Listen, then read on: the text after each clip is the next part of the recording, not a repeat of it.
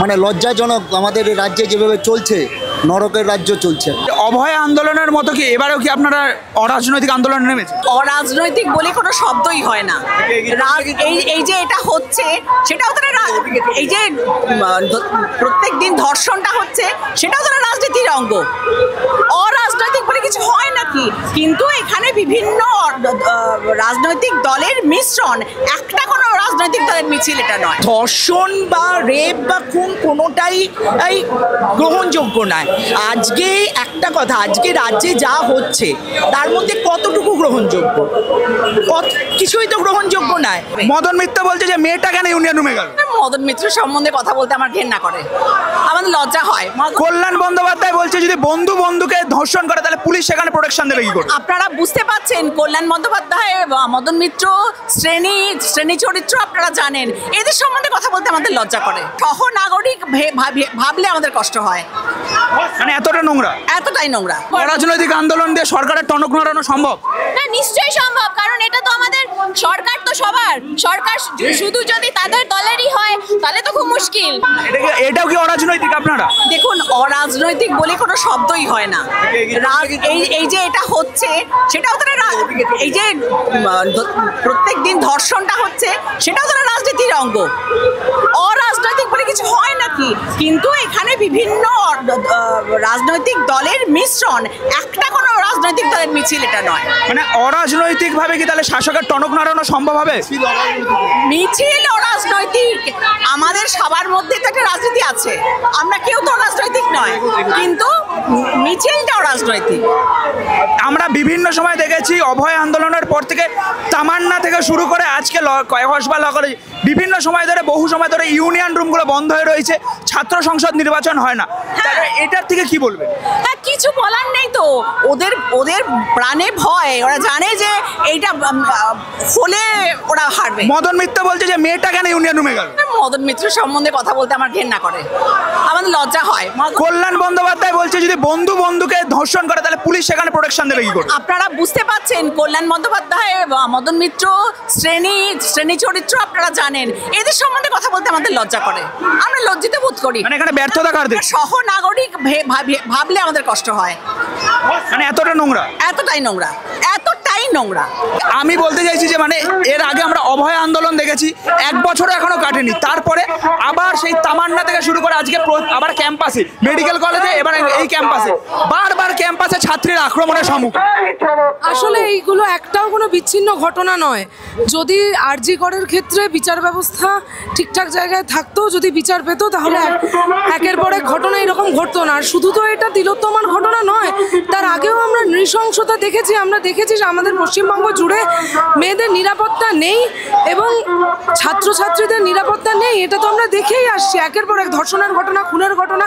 এবং বারবার আমাদের মাননীয় মুখ্যমন্ত্রী বলে এসছেন পেটি ম্যাটার, এবং মেয়েদেরই দোষ খুঁজেছেন। সেখানে যে ভিকটিম তার দোষ খোঁজা হয়েছে। মদন মিত্র বলছে যে মেয়েটা কেন ইউনিয়ন রুমে গেল? এটা তো নতুন কিছু নয়। একজন মদন মিত্রকে আজকে নানান ওনারা জোকার বানিয়ে দিয়েছেন, খুব কিউট ইমেজ দেওয়া হচ্ছে ফেসবুকে, উনি নানান রকমের হাসি মজা করেন, কিন্তু আসলে তো উনি নিজেও ইকুয়ালি অপরাধী এবং উনি নিজেও ইকুয়ালি একের পর এক দোষের সঙ্গে জড়িত, একের পর এক অপরাধের সঙ্গে জড়িত, একজন জেল ফেরত আসামি। এইটা নিয়ে কোনো দ্বিমত থাকতে পারে না। এবং তৃণমূল বারবার, যেটা আগেও আমি এক্ষুনি বললাম, যে তারা বারবার মেয়েদেরই দোষ খুঁজে এসছে, অপরাধীদের শাস্তি দেওয়ার বদলে। আগের ক্ষেত্রে আগেও আমরা দেখেছি যে যারা অপরাধী তারা তৃণমূলের ছত্রছায়ায় হচ্ছে, শেল্টার পাচ্ছে। এখনও আমরা দেখছি যে অপরাধী, যে মূল অভিযুক্ত, সে একের পর এক তৃণমূল নেতামন্ত্রীর সঙ্গে তার সখ্যতা। তাই খুব স্বাভাবিকভাবেই তৃণমূল তাদের শেল্টার দেবে। কল্যাণ ব্যানার্জি বলছে যদি বন্ধু বান্ধবীকে ধর্ষণ করে তাহলে পুলিশ কি করে এখানে প্রোটেকশন দেবে? এটাও নতুন নয়। উনিও বিভিন্ন সময় বিভিন্ন রকমের নোংরা কুরুচিকর মন্তব্য করে এসছে মেয়েদের বিরুদ্ধে। পশ্চিমবঙ্গের সমগ্র মেয়েদের বিরুদ্ধে উনি বিভিন্ন ধরনের কুরুচিকর মন্তব্য করে এসছেন। ওনার প্রতিপক্ষ যিনি ছিলেন নির্বাচনে, তিনি তাকে নিয়ে অত্যন্ত নোংরা মন্তব্য করেছিলেন। এবং এটা আজকে নতুন কিছু না, উনি এটা করেই চলেছেন দিনের পর দিন ধরে। দীর্ঘদিন যাবৎ ছাত্র সংসদ নির্বাচন এই রাজ্যে নেই। 2017-তে শেষ ছাত্র সংসদ নির্বাচন হয়েছিল, তারপরে ইউনিয়ন রুমগুলোতে সবসময় বেআইনিভাবে অন্য একটি নির্দিষ্ট দলের লোকেরা দখল করে রেখে দিচ্ছে। আমরা খুব স্পেসিফিকভাবে ক্যাটাগরিক্যালি এটা অভয় আন্দোলনের সময় থেকেই বলে এসেছি। ডাক্তাররাও যখন বিভিন্ন দাবি দাওয়া রেখেছে, তার মধ্যে একটা ছাত্র আন্দোলনের নির্বাচন ছিল। যদি ছাত্র আন্দোলন না হয় তাহলে খুব স্বাভাবিকভাবেই এই ইউনিয়ন রুমগুলো মদ্যপানের আমোদ প্রমোদের আসর হয়ে উঠেছে এবং উঠছে রোজকার। আর বারবার কিছু ছাত্ররা, সাধারণ মানুষ এটার বিরুদ্ধে পথে নামছে, প্রতিবাদ করছে। এবং আমাদের অভয় মঞ্চেরও খুব স্পেসিফিক এটা কথা যে ছাত্র সংসদ নির্বাচন হওয়ার ইমিডিয়েটলি প্রয়োজন, এবং এই কাকু জেঠুরা যারা নিজেদের কোনো স্বার্থ চরিতার্থ করতে ইউনিয়ন রুমগুলি দখল করছে এবং সেখানে গুড্ডা বদমাইশদের আখড়া তৈরি করছে, সেটা ইমিডিয়েটলি বন্ধ করতে হবে।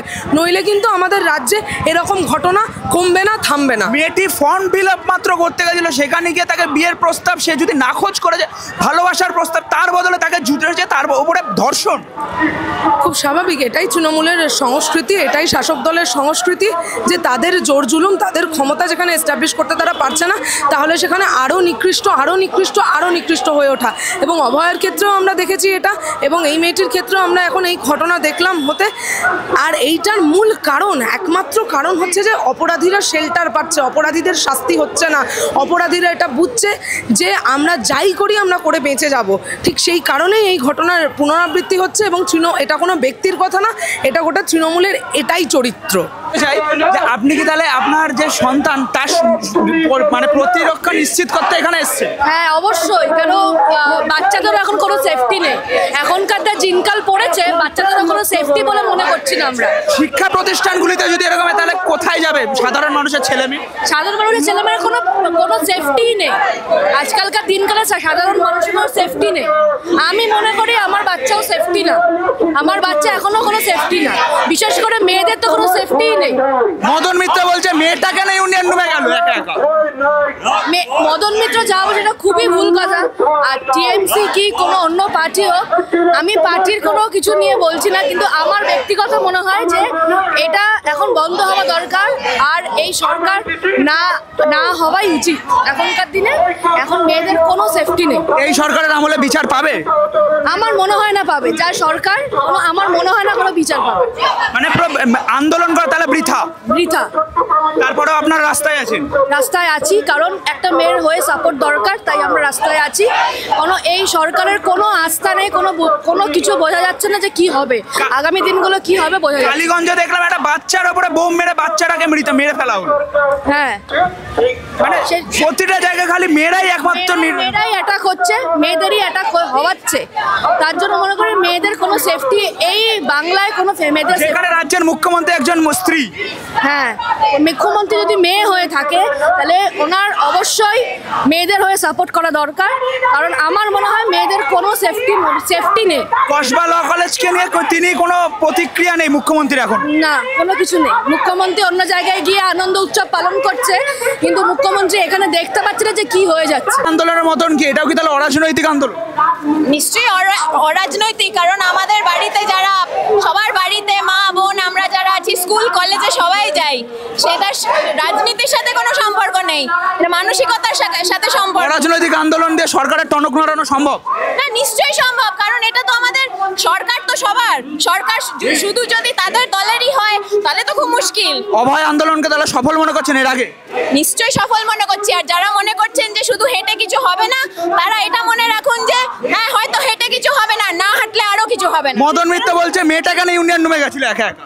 নিশ্চয়ই উনি তো এটা বলবেনই, কারণ একা একা যদি কোথাও যাওয়ারই স্বাধীনতা মেয়েদের না থাকলো, তাহলে আর স্বাধীনতা কেন পেলাম?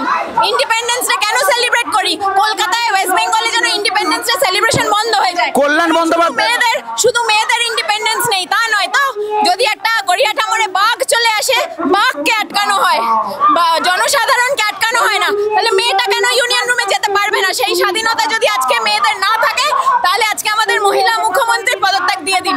কল্যাণ বন্দ্যোপাধ্যায় বলছে বন্ধু বান্ধবীকে ধর্ষণ করে, সেখানে পুলিশ কি করে প্রোটেকশন? নিশ্চয়ই, তাহলে তো খুনটাও খেলায় হয়ে যেতে পারে, খুন হয়ে যেতে পারে খেলায়, ধর্ষণ হয়ে যেতে পারে খেলায়, পদত্যাগও হয়ে যেতে পারে খেলায়। একটু করে দেখান না। প্রতিবার আমরা দেখেছি যখনই কোনো ধর্ষণ হয় তখনই কোনো শাসক দলের কেউ না কেউ জড়িত থাকে। নিশ্চয়ই, আমাদের শাসক দলই তো এরকম, আমাদের শাসক দলের এলিজিবিলিটি ক্রাইটেরিয়া হলো এইসবই করতে হবে। যদি এই সব না করতে পারে, যদি চোর না হয়, যদি জোচ্চোর না হয়, যদি ক্যারেক্টারলেস না হয়, তাহলে বোধহয় এই সরকারের এলিজিবিলিটি নেয় না ওরা দলে। তাই জন্যই প্রত্যেকবার এরকম কিছুর সাথে এরা জড়িত। সরকারের থেকে আশা করছেন এবারও বিচার পাওয়া যাবে? না, একদম করছি না, কিন্তু তার মানে এই নয় যে উনি যেন আশা না করেন যে আমরা বেরোবো না। আমরা বেরোবো, আমরা চলবো, আমরা রাজপথ ছাড়িনি, ছাড়বো না। প্রতিবাদ করলেই পুলিশের লাঠি চোটে জুটুক, পাল্টাও জুটবে। এই যে এত মানুষ আসছে, এত মানুষকে ওনারা যদি লাঠি মারেন তাহলে ওনাদেরও জবাব দিতে হবে। সেটা দিতে ওনারা রাজি তো? সেটা যেন দিতে ওরা তৈরি থাকেন। সেই জবাবের সাথে যদি তৈরি থাকেন, আমাদের প্রশ্ন তো অনেক। এটা কি তাহলে অরাজনৈতিক আন্দোলন? একটু দুটো লাইন হলে খুব ভালো হয়। এখানে অরাজনৈতিক বলা যাচ্ছে না, কারণ অবশ্যই একটি ক্ষমতা সম্পন্ন দলের বিরুদ্ধে অভিযোগ এসেছে।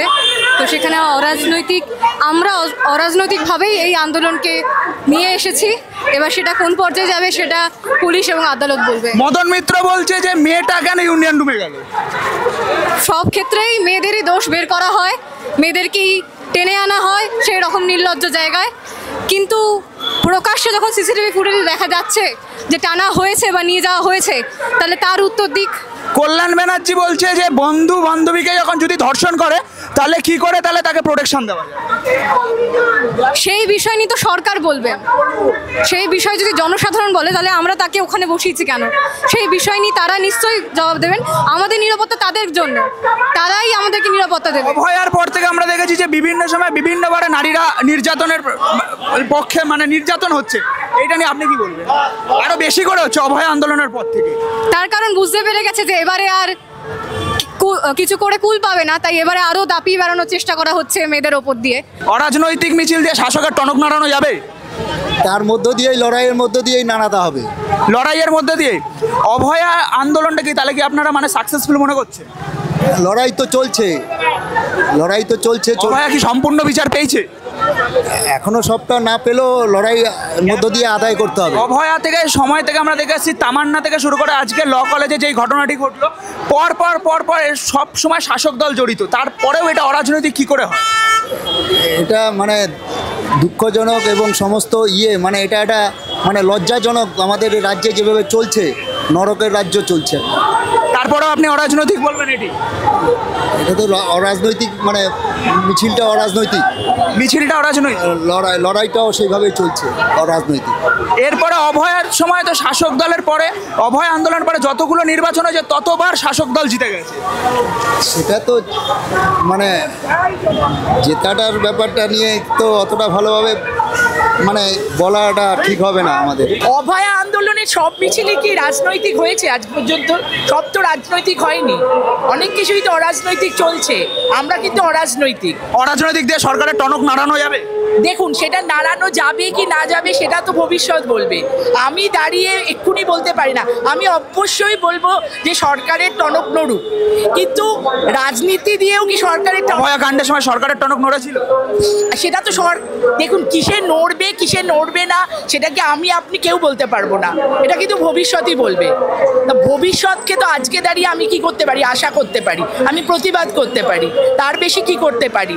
আমি তো 14 তলায় গিয়ে বলতে পারি না আপনি চেয়ার ছাড়ুন, করতে পারবো না তো। আর একটা হতে পারে থ্রু ইলেকশন, সেটার জন্য অপেক্ষা করতে হবে 26 অবধি। অভয় আন্দোলনকে তাহলে আপনারা সাকসেসফুল মনে করছেন? অভয় আন্দোলন অবভিয়াসলি সাকসেসফুল।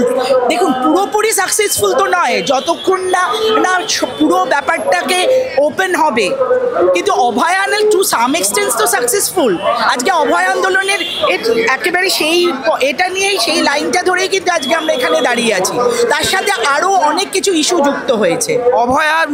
অভয়ার পর থেকে আজ পর্যন্ত বহু এরকম শ্লীলতাহানি থেকে ধর্ষণের হয়েছে। এর থেকে কি কোনো নিস্তার নেই?